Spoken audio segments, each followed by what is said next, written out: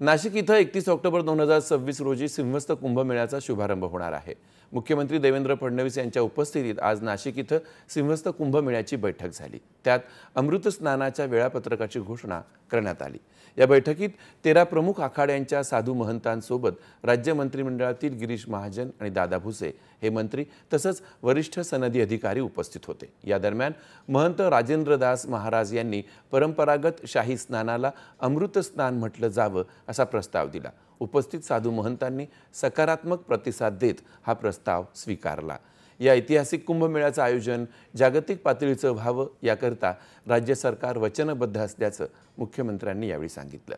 धार्मिक आस्था, परंपरा आणि व्यवस्थापनाच्या समन्वयातून हा कुंभमेळा भव्य आणि भक्तिभावानं परिपूर्ण असेल असं ते म्हणाले।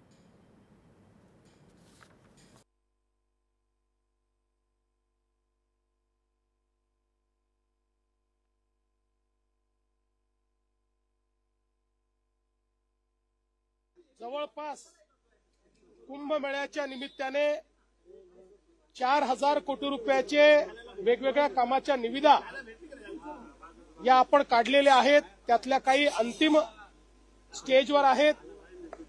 जवळपास 2000 कोटी रुपयाच्या अजून निविदा या आपण काढतो आहोत। प्रामुख्याने गोदावरी स्वच्छ राहिली पाहिजे या दृष्टीने एसटीपीचं काम असेल, त्यामध्ये जाणारं पाणी स्वच्छ गेलं पाहिजे या दृष्टीनं सर्व प्रकारचं शुद्धीकरण असेल, जो काही साधू ग्रामची जागा आहे ती जागा अधिग्रहित करण्याचा विषय असेल, हे सर्व विषय आता आपण मार्गी लावलेले आहेत। विशेषतः कुशावर्तावर जी गर्दी होते त्याची जागा फार कमी आहे त्र्यंबकेश्वरला, त्यामुळे तिथे काय पर्यायी व्यवस्था करता येईल या संदर्भातही बऱ्यापैकी एकमत आज झालेला आहे। एक अतिशय सुव्यवस्थित अशा प्रकारचा हा कुंभमेळा करण्याचा आमचा प्रयत्न आहे। वेळापत्रकानुसार 31 ऑक्टोबर 2026 रोजी रामकुंड इथं ध्वजारोहणानं कुंभमेळ्याचा शुभारंभ होईल। 24 जुलै 2027 रोजी साधुग्राम इथं आखाडा ध्वजारोहण होईल। 2 ऑगस्ट 2027 रोजी पहिलं अमृत स्नान, 31 ऑगस्टला दुसरं तर 11 सप्टेंबर 2027 रोजी तिसरं आणि अंतिम अमृत स्नान होईल। 24 जुलै 2028 रोजी सिंहस्थ कुंभमेळ्याची सांगता होईल। असं आहे की नाशिकच्या कुंभमेळ्यामध्ये यावर्षी आपला जास्त वेळ चालणारा महाकुंभ आहे। म्हणजे जवळपास 31 ऑक्टोबर 2026 ला ध्वजारोहण होणार आहे, तर जवळपास 24 जुलै 2028 ला ध्वजावतरण आहे।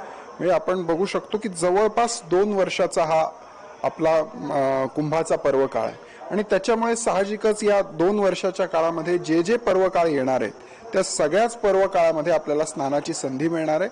3 अमृत स्नान असतात, त्या 3ही अमृत स्नानांची घोषणा आज मुख्यमंत्री महोदयांनी त्या तारखांची घोषणा केलेली आहे। पण त्याचबरोबर या 2 जवळपास 21-22 महिन्याच्या काळामध्ये जे जे पर्व काळ येणार आहेत त्या सगळ्या पर्व काळांवरती स्नान करण्याची पर्वणी आपल्याला नाशिक कुंभामध्ये दिसणार आहे।